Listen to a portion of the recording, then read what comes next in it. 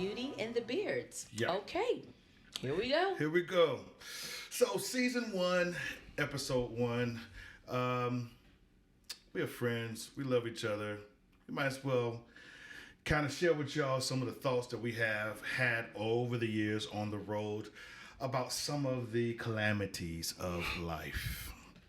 Season 1, episode 1, we're talking about health.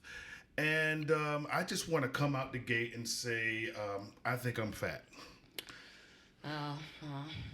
Yeah. Me too. I mean, no, not me too. I think you fat. That's cool. Okay. We got Me time. too. I think I'm fat, but of course, you know, most people looking at me on cameras are like, you're not fat. Okay, I get it. But I have fat things going on with me. Yes. And I'm fat. Yo, this is it's insane. But not only as brown people, you know, I don't know quite what to call us these days. Well, not just as brown people, but as Americans, we are dealing with this relationship with food, and it stems from a lot of family and community stuff, and I just want to lay it out on the table. I think it's one of the most important things to deal with. It makes me think I ain't gonna live long. It makes me think, you know, these statistics that George's been throwing out at us has been just insane. So, Tori, help me feel a little better about some of this. Like, I'm not the one.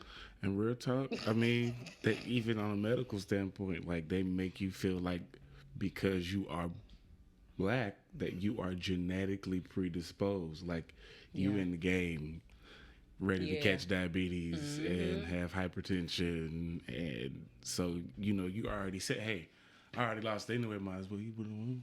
Right. Yeah. I mean, as far as a relationship with food, I know I have a poor one because I feel like everything I eat, like you just said, it's kind of like this feeling of, okay, this is either killing me. yeah. Or, you know, whatever. Like with me, that's kind of like my relationship with food right now. I eat and I feel guilty for eating. And even when I'm eating healthy, I feel bad because I've either waited all day to eat and then there's just so much information now out there where I'm just doing more research on food and what is okay and what's not, because down through the years we've been given a lot of information, you know, by the FDA. Like, remember how things have changed? How much has changed? Like the food group pyramid. Before the food group was the four food group, like the little 4 square boxes: bread and cereal, meat and dairy, vegetables, and then whatever the sweet stuff was. Then they started to get fancy with the little triangle. They pyramids, and I'm changed the like, shape on okay. you. So you mean to tell me dairy and meat are now separate entities? So now I got to weigh the whole shebang differently. Yeah, they changed it. They changed it based on consumer stuff, not, you know, we found out this is going to make Americans more healthy. It's like, they're like, it's my belief. Allegedly, right? Yeah, they're clocking us, you know, and how we're doing things, and they're figuring out how to appeal to us in different ways, so that so after we gave them the square, we saw how they did that.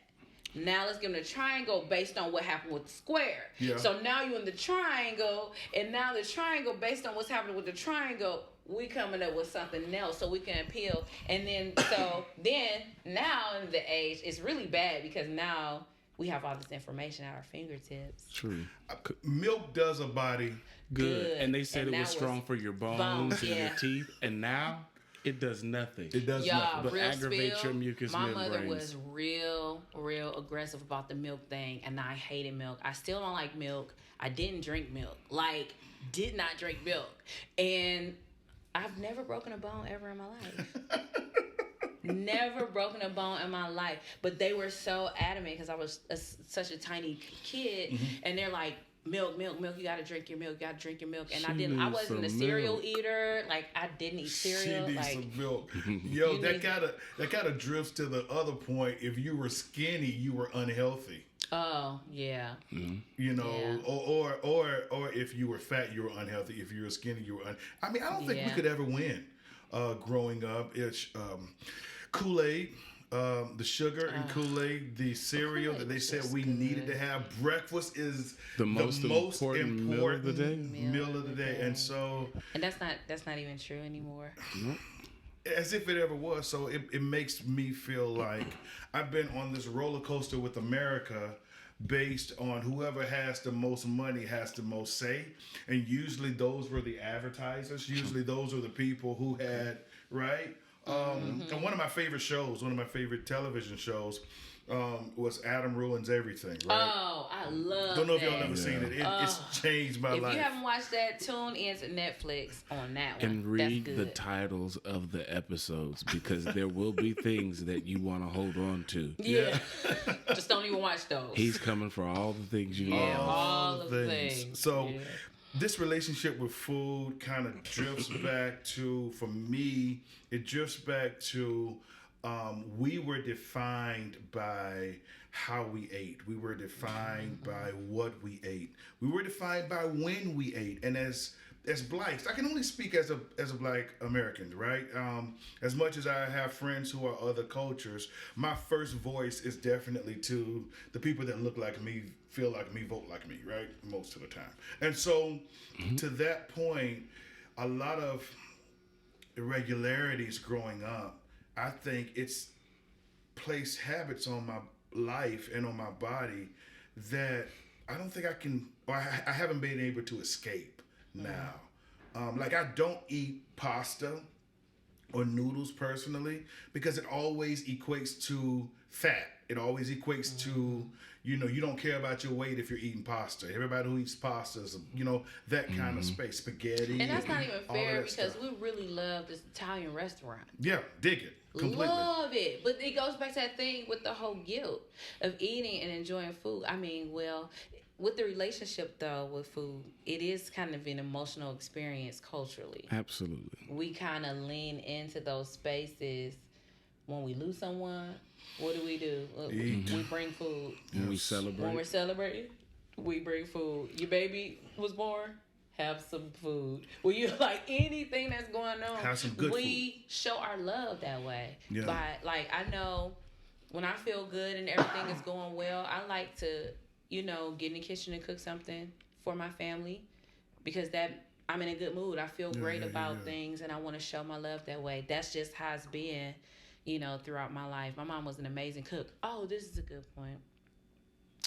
What about the conversation of how culturally, and probably not only culturally, but just in general, women have a certain stigma attached to them when it comes to the preparation of food?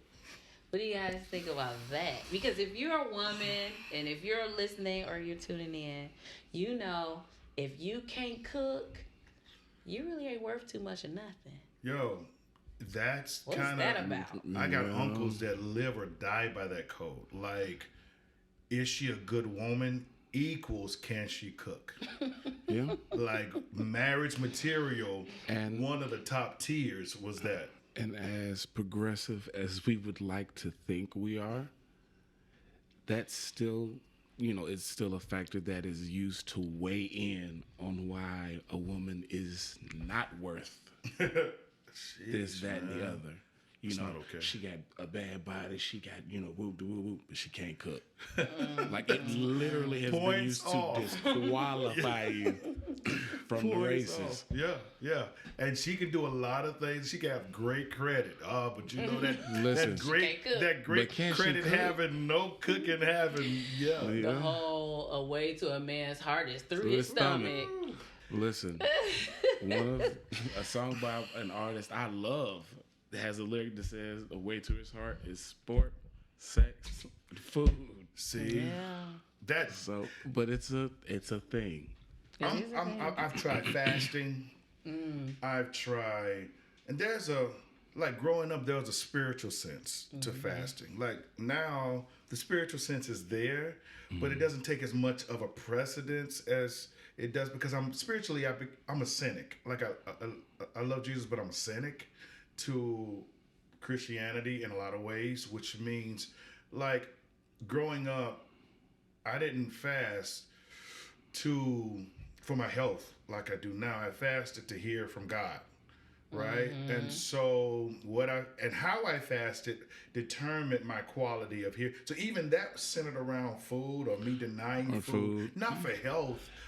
It was, even with a lot of our biblical practices, when we reference Jesus and him being tempted by, all manner of sin, we like to highlight the story where Satan, challenges him to make stones into bread because he, like, in his mind, apparently it was that big of a deal to where I'm going to get the Son of God with food. Yeah.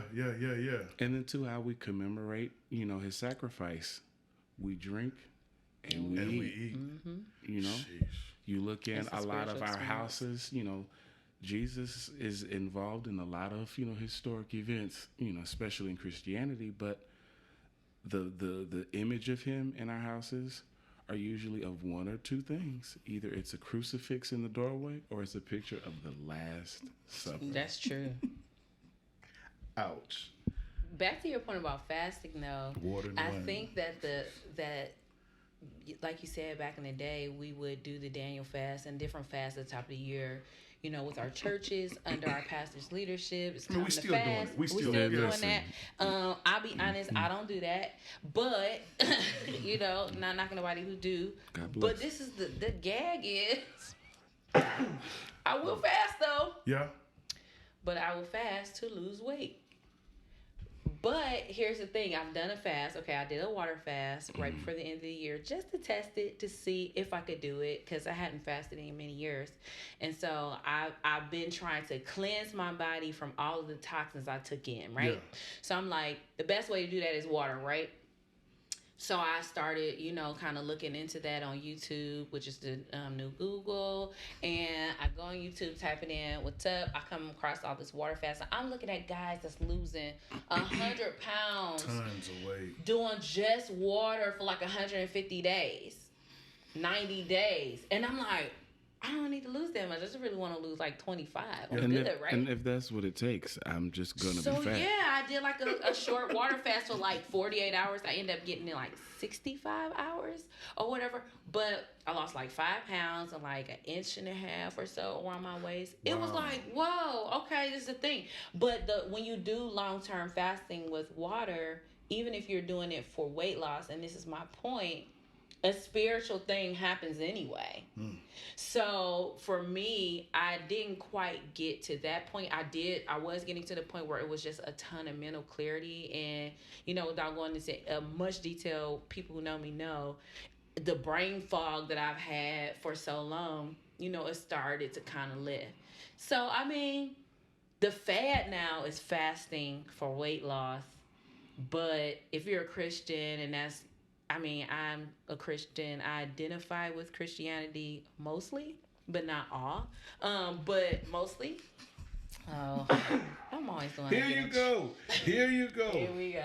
So anywho, I'm just saying, the fasting thing is working on different levels for different things. It is very a healthy thing to do. When you want to get rid of, because let's just be honest, in America, our food is smut.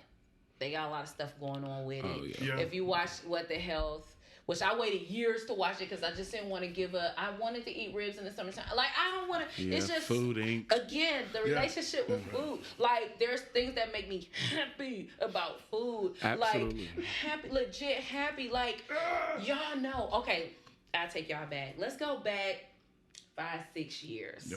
Mm-hmm. There was a place, this is a test, we would go to get a certain something, and we would enjoy that something together when we were happy, or we just wanted to just have it to be happy. What was it? California Pizza Kitchen. That butter cake. Good God. Good God Almighty. Y'all, And we haven't sat down and had a butter cake in at least 6 years. And since and all jokes aside, since the pause, I have not had one since. I haven't even gone to I chew a probably California had pizza. one or two. And I remember calling you one day. I went and found it's the closest one around here is probably like 20 minutes away. I was just like, I just gotta go because I felt some kind of way in my spirit, and I felt like I needed a butter cake. And I called Timbo. I was like, "Yo, I'm about to go do something I've never done before, and that is go to a restaurant by myself." And I know people do that or whatever, but Shout out to the people that do that. Listen, God bless you. Social. You're weird to me, and I'm but social hey. in a way where I want to socialize with the people I want to socialize, not with random people. Right. Please and thank you. I'll do it. Yeah. And you'll probably see me do it, but it's not what I want to do. So anyway, I'll do it. However, I was like, I'm about to go. I'm going inside. I'm going to sit down, and I am going to order me some butter cake. And I sat there, ate it, and the sugar crust on the bottom was Father just God there. Almighty. For me, and I felt good about that. And I just wanted to. And I believe it. There's a piece of us that wants some butter cake. It's true. Right And now. I support that. And the Right reality, now. what do we gain from abstaining from this beautiful creation only to eat something else that's going to do the same thing to Or us? eat at a time of day. We like, okay, what are you eating? When are you eating? How much of it are you eating? So I would try to eat right. But I would, because there's nothing to eat, I would eat it at the end of the day. So Well, Tim, let's be honest. You've always been a good eater. okay. Like, you always been a good eater. Like, we'll be I'm still somewhere fat. and you will always just be a good eater. Salads and no pork. You and were no really this. an aggressively conscious eater. Yeah. I've been an aggressively conscious eater, but I've had moments. You had. Well, I remember when my mom died and you was doing all my emotional eating for me. That was so. Oh, It yeah. happens. You probably were and- too. Oh, I know for a fact. Yeah. But Because I was eating nothing at I think that you time. were walking like this as well. Yeah, that's my posture changed. Because stuff, my body was fit differently. So it's this, part one, episode 1, talking about health, talking about how we eat. We'll be back with part 2, guys.